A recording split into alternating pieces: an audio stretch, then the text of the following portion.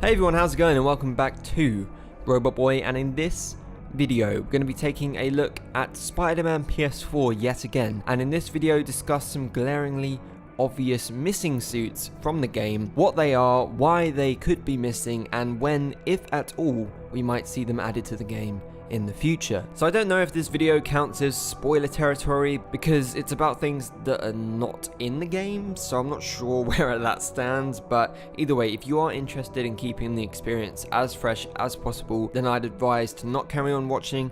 But I don't feel like this is too much of a spoiler, this video, and actually might save you from being disappointed from the game after playing once you have unlocked all the suits and you see, these are not in the game at all. So there are 27 suits in Spider-Man PS4. 2 of them are pretty much the same thing. They're both the classic suit, one being the clean variation and the other one being the torn variation of it. So that's kind of the same one. Anyway, obviously we have the advanced suit, which is the brand new and main suit designed specifically and exclusively for the game by Insomniac. As you continue to unlock suits, there will be some that you think are awesome, some that are surprising, some that are funny, some that are just plain boring and a bit useless, and others that you maybe just have no interest in at all. To which suits you feel like that towards will change depending on who you are, of course.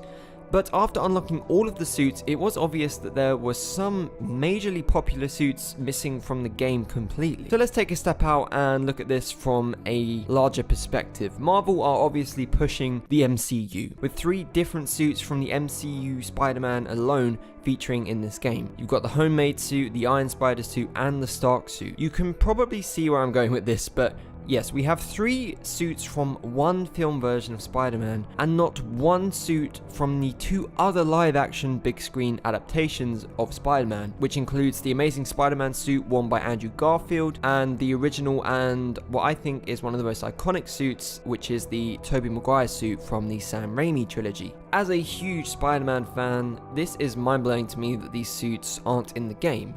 Fans of the comics and other variations of Spider-Man may not feel that these suits are that significant to the game and don't really care that they're not there, but I think it's hard to deny that these suits are definitely some of the most recognizable Spider-Man suits out there, in particularly the Raimi suit. A majority of people who have never looked into anything to do with Spider-Man at all will likely at least know of the Raimi suit when they think of Spider-Man, and could even be their only real association to what Spider-Man even looks like. Yet it is absent from the game. So from a player and from a fan's perspective, this is odd. However, from a marketing perspective and a studio perspective, this makes sense. And I'll tell you why. As I said earlier, there are 3 MCU suits in the game at launch. This is no coincidence that there are 3 of them and none of the other film suits. Marvel are pushing their newest products, the current film version of Spider-Man, as hard as possible. When I say Marvel, I probably mean Disney.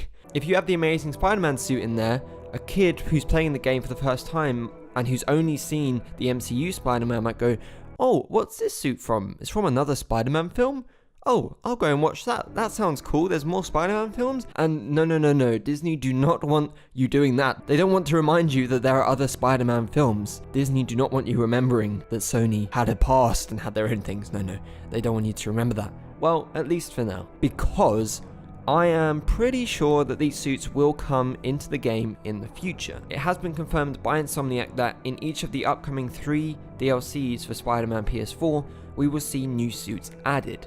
We don't know what they are yet, but they've confirmed that there will be new suits. My best bet is that the Amazing Spider-Man and the Raimi suits will be added in probably the last of the 3 DLCs. That way, Sony can tick off that they're in the game, they won't have to be harassed and be complained to that they didn't include the suits.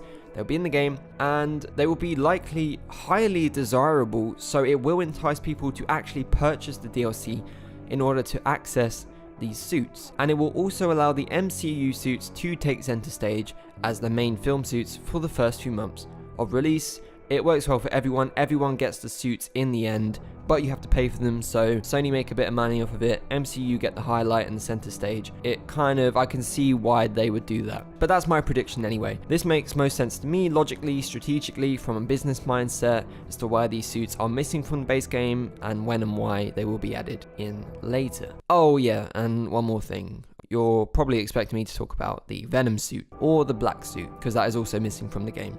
You know, the one from Spider-Man 3? Yeah, So many people have been asking about that suit, and Insomniac have outright denied that symbiotes are going to be part of the game. So I don't know if we will see the black suit in the game at all, as that would contradict what they have confirmed, because technically the black suit is a symbiote. So I don't know where they stand on that one. I can't really predict what will happen with that, and we will just have to wait and see. So that's it, everyone. Please do leave your thoughts and ideas in the comments below. Do you agree with my predictions? If not, what do you think about these suits, and how will, if ever, they be added into the game? As always, please give the video a thumbs up if you enjoyed it, and do subscribe to join me on this journey if you haven't done so already. And if you're feeling super generous, please do head over to my Patreon to help support the channel, and the link to that is in the description below. And with that, I'll see you all in the next video.